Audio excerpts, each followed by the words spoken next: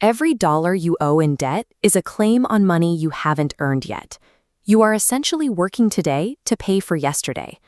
When a large chunk of your paycheck goes towards servicing old balances, you lose the ability to make choices. Buying a home, starting a business, or even just taking time off all get pushed into the future. Not all borrowed money acts this way. Mortgages, for example, typically lock in a low fixed rate to buy an appreciating asset.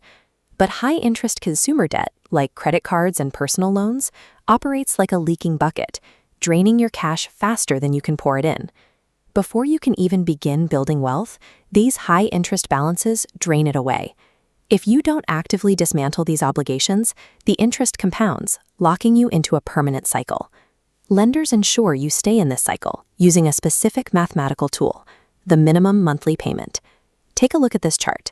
It compares a static $10,000 principal against total interest that accumulates, paying a typical 2% minimum. Over 30 years, that interest bar rapidly outgrows the original balance, doubling the cost of whatever you bought.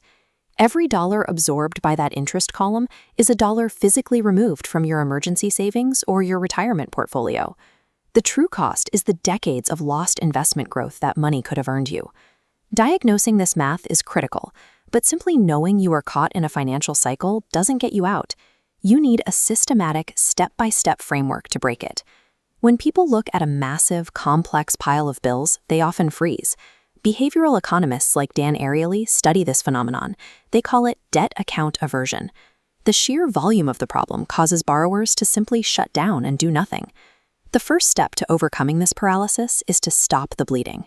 That means completely halting the use of credit cards and cutting down your monthly expenses to the bare minimum. Next, before you make any massive extra payments towards your loans, you need to save a starter emergency fund of $1,000. If you skip this, a single flat tire or medical bill will force you right back into borrowing.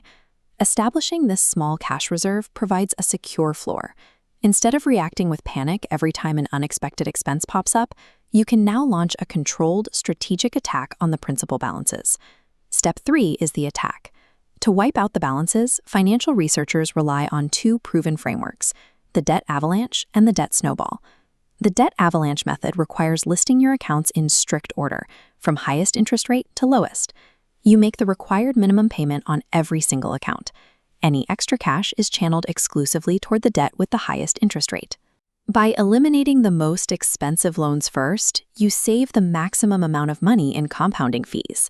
The Debt Snowball Method flips this logic. Instead of looking at interest rates, you list your debts in order by balance, from smallest to largest, while making all minimum payments. You attack the smallest balance first. Once that account is zeroed out, you take its old monthly payment and roll it over into the next smallest balance. Clearing those tiny debts creates early victories, building the behavioral momentum needed to tackle the larger loans. Researchers at LendingTree simulated a massive $102,000 consumer debt load using both methods. The Avalanche method incurred $17,039 in interest. The Snowball method cost $17,068. Over 5 years, the financial difference between them was exactly $29. Because the math is virtually identical in a typical scenario, the human element takes over. Building the habit of paying down debt and seeing tangible progress is ultimately more effective than trying to construct the mathematically perfect payoff plan. The strategy you choose depends on your specific numbers. If you have a massive credit card balance with an extreme 25% interest rate, the Avalanche will likely save you real money.